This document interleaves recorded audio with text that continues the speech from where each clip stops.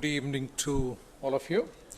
So let's straight away get on to this topic, aortic dissection. This is a broad topic, so I'm going to sort of go in a traditional way as also going a little out of the way also. So let's see how it goes.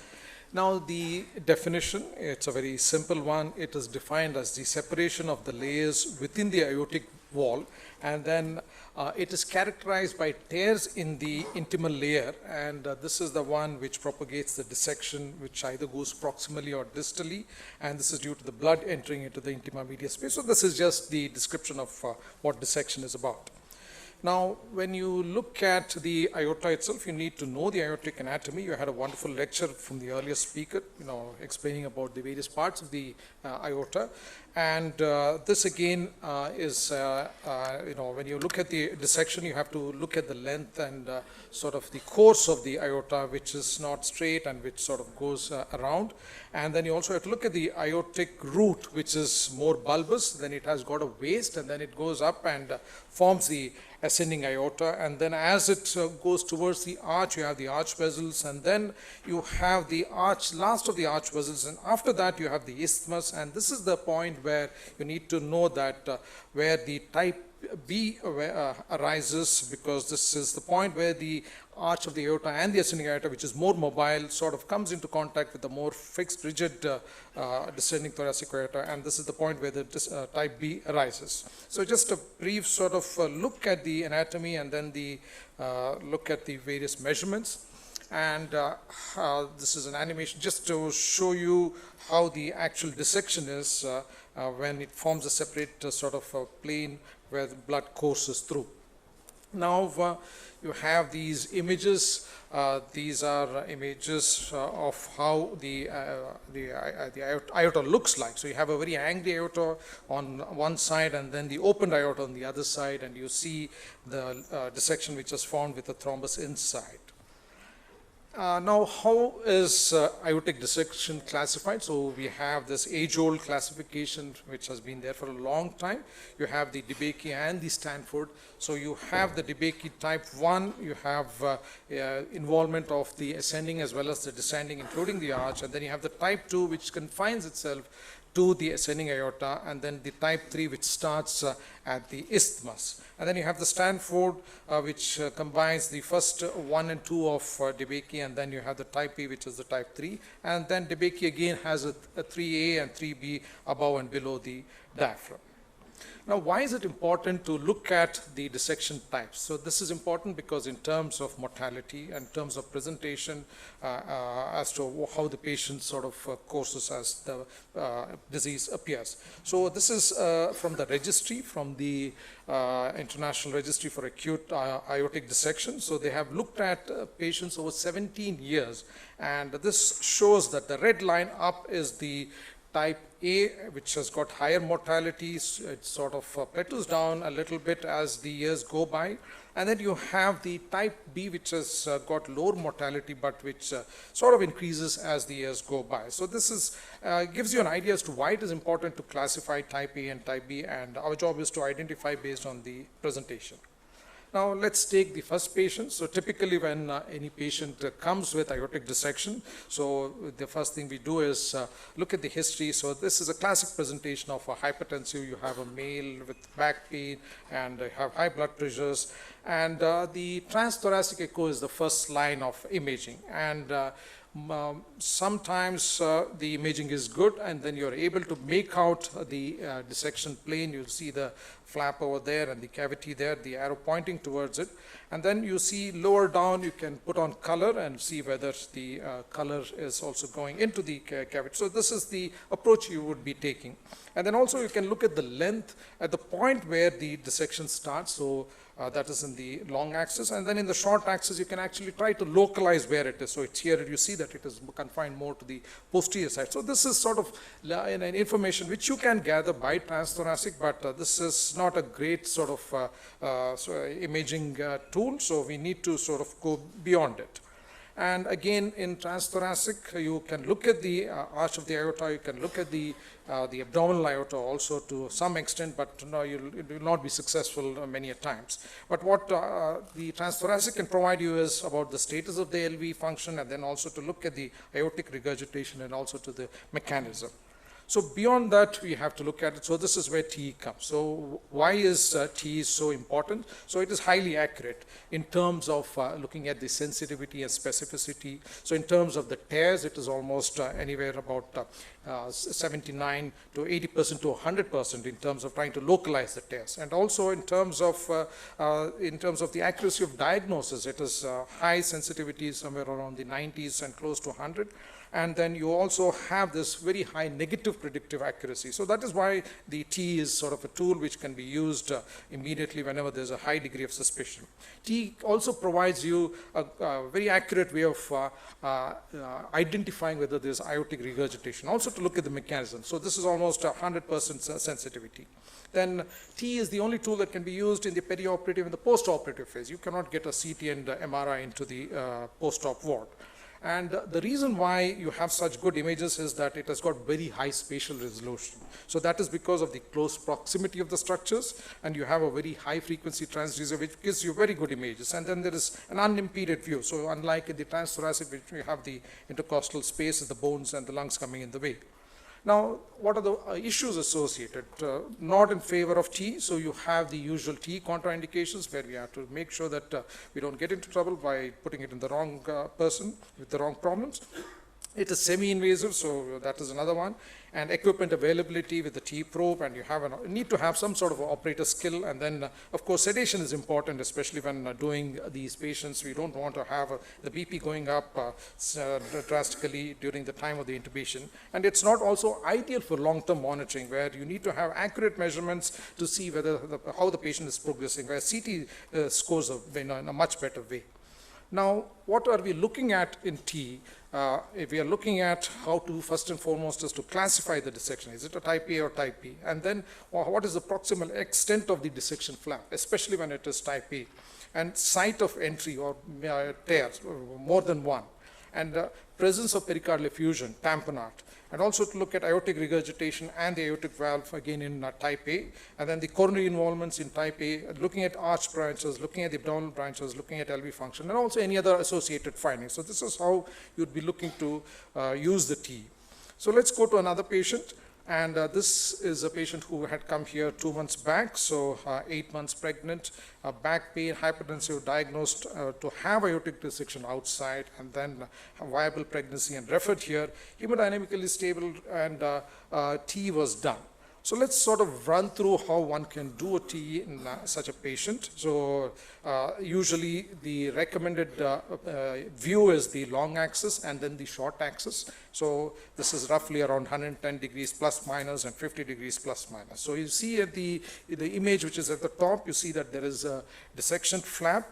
And then you can start to use the other knobs which are there on your machine. So especially the biplane, the X-plane imaging. So this gives you an idea of where the tear is and what is the extent in both the axes. So you have the short axis, long axis, which makes your understanding of the anatomy and the problem much better. So use the X-plane, the biplane as much as possible. And the views also, that is the emphasis there. Then you can also put on the color next. So to look at the entry point and make sure that it is not an artifact or whether it is something else. So you put on the color and you follow the color here. And then you sort of move the probe up and down. So here you can see that in the second image below, which shows that you're going a little higher up. And again, in the cross section, it shows you what is happening. So this is again simultaneous imaging. So color also can be sort of a tool which can be useful at this point. Now, next is, we need to know what is the extent of the, where the tear is. So you have the probe and you sort of go up and down, you advance, withdraw, and then you want to see at what point it is sort of, you're able to find out where it is, to what extent it is reached. And the first image shows you just barely, you can see the flap, and then as you keep pulling it up, you can see that the flap gets better visualized, and then you know that it's at the level of the tip of the leaflet, somewhere a little lower down close to that, and then as you keep pulling up, the the flap sort of gets to be seen much better. So this is again another approach where you sort of withdraw in advance to look at the extent of the dissection. Next, you need to look at the coronary arteries. So here again, you have to sort of focus on the coronary arteries, the left coronary artery and then the right coronary artery. The right coronary artery can be a little challenging sometimes, and also the long axis view also can be visualized, to be utilized for visualization. So you can see that there is a suspicion that probably the right coronary also is part of the involvement here in this particular patient, not very sure. Next, as you keep withdrawing the probe, you go a little higher up. So now you started at the root, you went to the ascending aorta, then you're now right at the top as you keep pulling it up, and then you have the pulmonary artery that's close to the ascending aorta. Then you start to look at the arch. Arch is a bit of a problem, especially in these conscious patients where sedation is not given. And so this can be a challenge. Most of the times it's much better sort of seen in the theater where you have everything controlled. So here you do a little rotation, go through the process of looking at the arch, and you're trying to look at the arch vessels. And then you sort of start to look at the descending thoracic aorta. So here, as you can see, you can start from the top and then you keep going down, and then you start to look at, hopefully at the abdominal branches also. So abdominal branches can be a little difficult, not as easy. And you sort of, again, sort of rotate and, you sort of try to visualize. So be a little careful here at some point of time, especially in the proximal part. You can have these structures once in a while coming in the way, and sort of, especially when you have a bad image and we're in a hurry, or there's a lot of stress and pressure. So you can have these azygous vein, the innominate vein, brachiocephalic vein, giving, they're very close to the aorta, so they'll give you the appearance of a lumen. So be aware of that. Next, the T is to look at the LV function itself, the LV wall motion abnormality, and of course another very important point is, especially in type A, to look at the aortic regurgitation. What exactly is the mechanism? Because we need to tell the surgeon as to what exactly should the aortic valve be replaced, or is there a problem with it? So that it's very important at this point. So the T views, you have the long axis views, you have the short axis views, then you have the descending aorta, both 0 degrees, 90 degrees, and then you have the ascending aorta, you have the 90 degrees, and then the arch, and then both in 90 and in probably somewhere close to around 60, 90 degrees. So these are sort of standard approaches. So off-axis views also, of course, one should explore whenever you don't get into the traditional views. Now, the other question that always comes is when you see something, which is the true lumen, which is the false lumen. So this, again, looking at the size, most often the false lumen is bigger than the true lumen, and the pulsations are also something which you need to look at. So definitely the true lumen is going to expand with every systolic phase, so while the false lumen gets compressed with systole. And the flow direction is systolic antegrade flow. You don't get any other flow, but if in the false lumen, if you do see systolic antegrade flow, it will definitely be reduced, it will be absent, or it can even be a retrograde flow. So you'll see a lot of swirling and different sort of ways of the flow itself. And then again, if you look at you can do some localization. This can be difficult, the inner and the outer contours. Then the signs of slow flow. So more likely the slow flow will be seen in the false lumen. You'll see a lot of turbid sort of floats around. And then the thrombus also is quite frequent in the false lumen. So this is a broad sort of way of trying to differentiate between the true lumen and false lumen. The other thing which has already been told to you by the earlier speaker was to look at the blind zone. So the blind zone is an area where you have the esophagus, which contains the probe, and then you have the trachea, the bronchus coming in between, and then you have the distal part of the 1/3 of the ascending aorta and part of the aortic arch. So this is a problem. So here again, it is definitely an issue, but in a practical way, this may not sort of, you can sort of, get away with it because the dissection tears are usually a little lower down, unless you're not seeing it and your presentation is sort of very classical, and then you feel that this could be an area where the tear has happened. That's a small percentage. Intramural hematomas, again, are of a very small percentage. So that is something which you keep in mind, but definitely be aware of this blind zone. And then let's look at the aortic dissection, special focus on certain areas. The thrombus itself. So you have the dissection, the cavity over there, which has either a thrombus or without a thrombus. So again, you need to note that also. And then pericardial effusion. This is very, very important, especially for the surgeons, especially if you're monitoring the patient. You don't want to get into trouble if you're waiting for too long or if a problem suddenly happens. So you want to look at if there is a possible proximal extension of the type A, so then the pericardial effusion is highly likely. And again, it sort of tells you there is possibly imminent rupture. And generally, if the pericardial effusion starts to appear, the prognosis starts to go down. So it's important that you have to mention the presence or absence. And the tamponade features also, you need to be careful, but in a volume unloaded heart, it may not be seen, so be careful of that. And when you see a turbid fluid, possibly it's hemorrhagic, possibly it has got clots. And this is again a specimen showing how the rupture can happen. So this is a rupture into the pericardial space. Now, AR again, we need to give information to the surgeon, so whether to retain the valve or whether the valve needs to be sort of replaced. And again, the mechanism here. So is it a dilatation of the annulus, or is it something where the annular support has been lost because of the dissection tear, and then the implantation of one of the leaflets is not there? Then it has to be replaced. Or is it because of the hematoma sort of which is coming down and sort of causing some sort of asymmetry there? And very rarely you can also get the intima itself prolapsing into the aortic valve, and that again is a problem as far as aortic regurgitation is concerned. And of course, there is always the possibility of a previous regurgitant lesion. And looking at the coronaries, the arch and the abdominal, just briefly I'll go through. So coronaries involvement, you have to mention yes or no. If you don't see it, don't see it. And if involved, true or false lumen, do they come into that? And again, this can be correlated with the ECG and the wall motion abnormalities. Arch visuals, reasonably visualized, can be difficult sometimes. Again, here involvement, yes or no. And if involved, true or false lumen, where they belong to. And then abdominal branches, limited utility as far as T is concerned, can be difficult, especially in awake patients. So good sedation needed, otherwise it's unpleasant for the patient. And then looking at just an example of how you can look at the coronaries with whatever limited sort of facility the equipment provides you. So this is a typical X-plane where you can zoom it and then you can start to focus on it and look at it both in two planes, and look at the flows also. So to whatever extent you can get some information. Again, emphasis is on the use of this biplane X-plane. Then when you are in a situation where there is some intervention going on, either surgical or whether it is the TEVAR. So one is to look for any residual AR and look for evaluation of the prosthesis if it has been put. And then if it's a reimplanted coronaries, to look for leak, wall motion abnormalities, periaortic collection, and then especially in the TEVARs, the stent graft sizing to whatever extent you can provide information, and then the location of any plaques which can be close to the stent, which needs to be told to the interventionalist, and then detection of any leaks, and then apposition of the stent itself. So case 3 again, so this again is a mix of images here. So a young male coming with a high BP, and then he had chest discomfort, and he basically came with a sudden syncope. So here it is the transthoracic, exceptionally good images. So first and foremost, there are multiple findings here. You can see that there is pericardial effusion, and the LV is dilated. So the LV is dysfunctional. And if you look at the aorta, especially the aortic root, you can see a small projection there. And the 3D sort of came up with a better sort of image where you can actually see the flap over there.